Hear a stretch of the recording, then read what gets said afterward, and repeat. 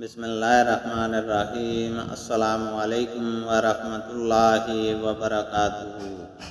حدیث نبوی صلی اللہ علیہ وسلم ہے، نبی کریم صلی اللہ علیہ وسلم نماز عشاء کے بعد کھڑے ہوئے، پہلے آپ نے کلمہ شہادت پڑھا، پھر اللہ تعالیٰ کے لائق اس کی تعریف کی، پھر فرمایا اما بعد۔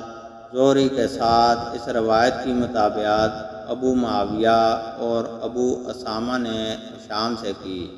انہوں نے اپنے والد عروہ سے اس کی روایت کی، انہوں نے ابو حمید سے، اور انہوں نے نبی کریم صلی اللہ علیہ وسلم سے کہ آپ صلی اللہ علیہ وسلم نے فرمایا اما بعد، اور ابو الجمان کے ساتھ اس حدیث کو محمد بن یحییٰ نے بھی سفیان سے روایت کیا، اس میں صرف اما بعد ہے۔